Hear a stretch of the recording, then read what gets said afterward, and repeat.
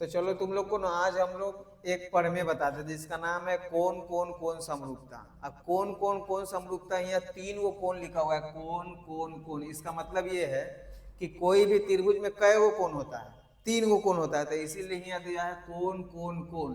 कह रहा है कि कोई भी त्रिभुज का अगर 3 कोण बराबर हो, 2 त्रिभुज का, तो उसका जो संगत भुजा होता है ना, उस समानुपाती अपने आप हो जाता है। तो तुमको दे रहा है यहाँ पे क्वेश्चन में कि यदि 2 त्रिभुज में संगत कोण बराबर हो, हम लोग को पहले से बता रहा है कि संगत कोण बराबर हो तो उनकी संगत भुजाएं क्या होगी, समानुपाती हो गया। जब समानुपाती हो जाएगी तब जाके वो दोनों त्रिभुज समरूप हो जाएगा। तो तुम्हारे पास 2 चीज निकालना है, पहला है कि उसका कोण बराबर होना चाहिए, दूसरा है कि उसका भुजा समानुपाती होना चाहिए। लेकिन तुम्हारे पास अभी एक ही चीज है, यहाँ संगत कोण बराबर है, तो तुमको निकाल के क्या लाना है, संगत भुजा समानुपाती। या 2 कंडीशन शर्त हो जाएगा तो दोनों त्रिभुज समरूप हो जाएगा। अब तुमको क्या करना है कि 2 त्रिभुज बना लेना है, ठीक ना। तो मान ले कि एक त्रिभुज तुम्हारा ये हो गया, एक त्रिभुज तुम्हारा ये हो गया। कोई दिक्कत? 5 नंबर का सवाल है इसीलिए देखते रहो, ठीक ना। अब तुमको क्या करना है कि इसका नाम दे देना है ए बी सी, इसका नाम डी ई एफ। अपने से तुमको लिख लेना, ये लिखो चाहे पी क्यू आर वाले लिखो, वही बात है, ठीक है। लेकिन ये भी ज्यादा सुटेबल है तो इसी को लिख लेना, ठीक ना। अब तुमको लिखना पड़ेगा यहाँ हल।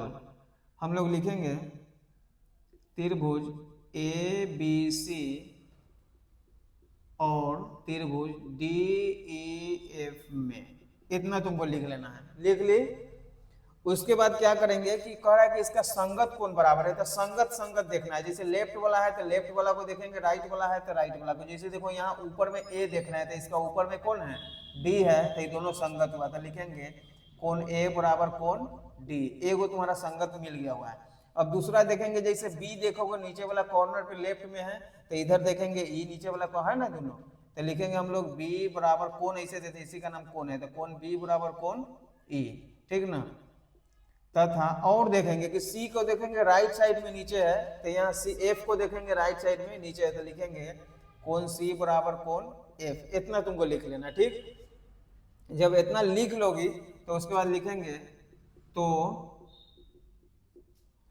सिद्ध करना है कि, अब हमको कर रहा है कि तुमको समरूप सिद्ध करना है, तो लिखेंगे त्रिभुज ए बी सी समरूप त्रिभुज डी ई एफ, यही तुमको समरूप लाना है, ठीक ना। अब इतना तक तुम लोग को समझ में आ जाना चाहिए। अब आगे के स्टेप में हम लोग क्या करेंगे कि लिखेंगे रचना। जैसे तुम लोग को बार बार सिखाते हैं रचना लिखने के लिए, वैसे ही तुमको लिखना है रचना।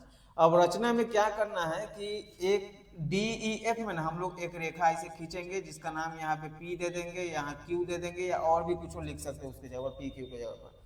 तो लिखेंगे हम लोग त्रिभुज डी ई एफ में।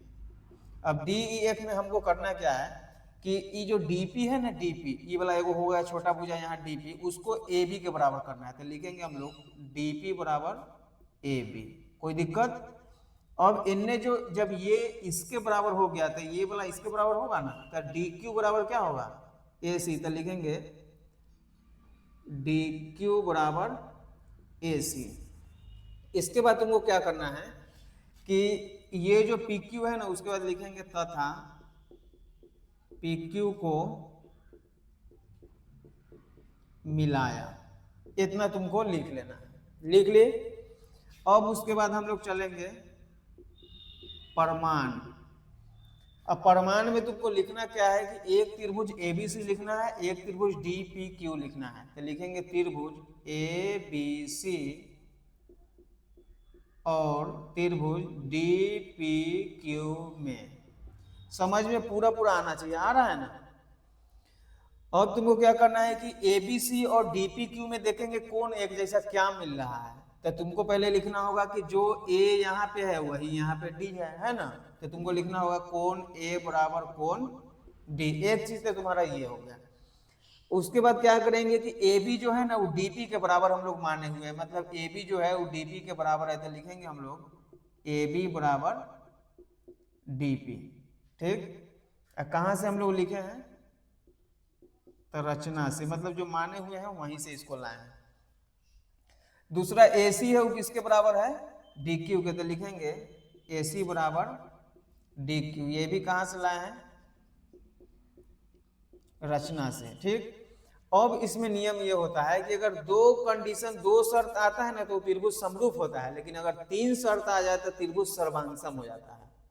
तो तुम्हारा ये दोनों त्रिभुज में इसमें तीन गो शर्त है। शर्त मतलब एगो कोण डी और ए बराबर हो गया, एगो ए बी और डी बी बराबर हो गया, एगो ए सी और डी क्यू बराबर हो गया। जब तीन शर्त हो गया तो ये त्रिभुज और ये त्रिभुज सर्वांगसम हो गया।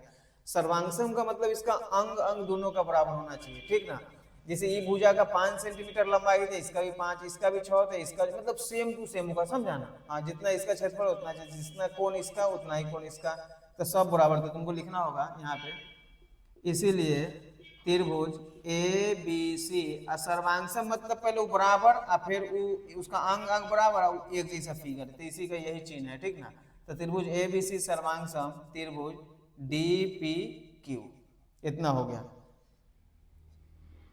अब जब त्रिभुज पूरा सर्वांगसम हो गया है तो इसका अंग अंग बराबर होगा। तो भुजा भुजा तो यहाँ बराबर हम लोग माने हुए हैं, तो अब हमको कोण कोण भी बराबर करना होगा। तो कोण में होगा कि बी किसके बराबर होगा? पी का। तो लिखेंगे हम लोग अतः कोण बी बराबर कोण पी। कोई दिक्कत? अब तुमको क्या करना है कि बी को यहां से हटा देना है। तो यहाँ साफ साफ दिख रहा है कि बी के जगह पर क्या आ जाएगा, तो तुमको लिखना होगा कोण ई बराबर कोण पी। आ रहा है समझ में? यहाँ लिखेंगे हम लोग, चूंकि कोण बी बराबर कोण ई, कहने का मतलब है कि जहां बी है वहां कोण आ जाएगा, तो इसीलिए इतना यहाँ आ गया। अब तुमको क्या करना है कि देखेंगे कि अब ई जो है ना, ये वाला ई, वो किसके बराबर हो गया हुआ है? पी। तो इसको ना हम लोग संगत कोण बोलते हैं। जैसे देखो, एगो नियम होता है 9th क्लास में तुम लोग पढ़ा होगा कि दो समांतर रेखा को कोई रेखा काटता है ना, तो ये कोना और ये कोना संगत कोण होता है। ठीक ना, तो एगो कोण हम लोग ई रेखा इसे काट रहा है ना, ई भुजा और ई भुजा कोई रेखा काट रहा है, तो ये कोना और ये कोना संगत कोण होगा ना। तो तुमको यहाँ लिखना पड़ेगा कि कोण P बराबर, एरो दे देंगे, कोण क्या हो जाएगा? ई, एने लिखेंगे हम लोग क्या? संगत कोण।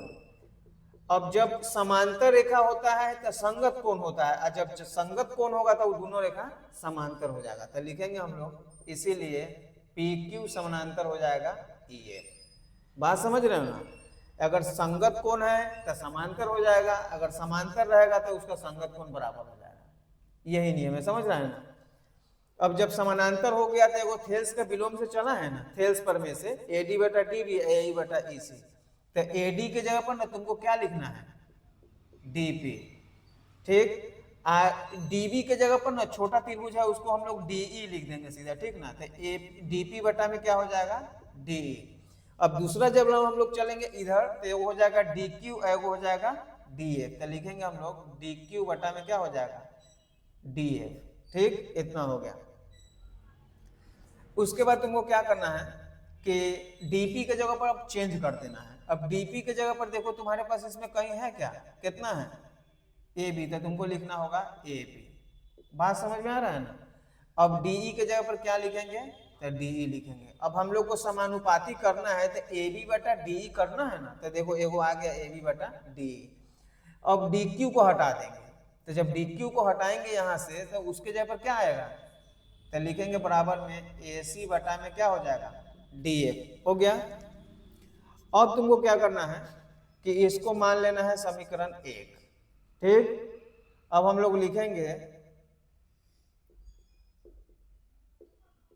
साथ ही, अब जैसे देखो कहने का मतलब है कि जब ये त्रिभुज और ये त्रिभुज का जब उस समानांतर हो गया हुआ है सब चीज, तो उसको क्या करेंगे कि जब ये भुजा लिख सकते हैं तो सेम टू सेम ना हमको ये दोनों भुजा लिखना होगा। समझ रहे हैं ना बात? जैसे इसे टर्न करके ले जाएंगे तो नहीं चल सकता है। हाँ, तो वही कहानी है इसका। ठीक ना, तो तुमको लिखना पड़ेगा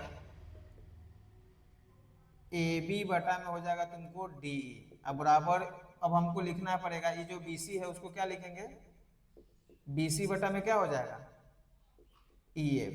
ठीक ना, अब इसको हम लोग मान लेंगे समीकरण कितना? 2।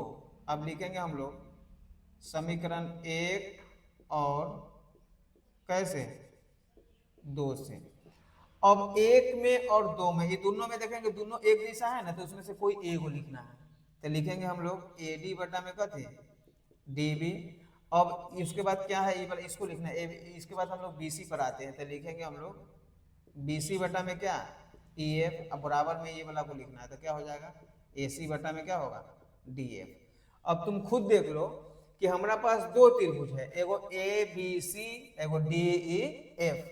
अब ए बी सी और डी ई एफ के सारा कोण यहाँ बराबर बराबर दिखाई दे रहा है, बराबर दिखाई दे रहा है, तो जैसे बराबर हुआ तो उसका जो भुजा है वो यहाँ समानुपाती भी आ गया हुआ है, तो इसका मेरा कोण भी बराबर और उसका भुजा समानुपाती भी हो गया। अब दो कंडीशन आ गया, इसीलिए दोनों त्रिभुज क्या होगा समरूप। तो हम लोग लिखेंगे अतः त्रिभुज ए बी सी समरूप त्रिभुज डी ई एफ, हम लोग लिखेंगे P R O V E D. इस तरीका से तुम्हारा पूरा प्रूफ हो गया है, तो समझ में आ गया, जल्दी जल्दी उतार लो।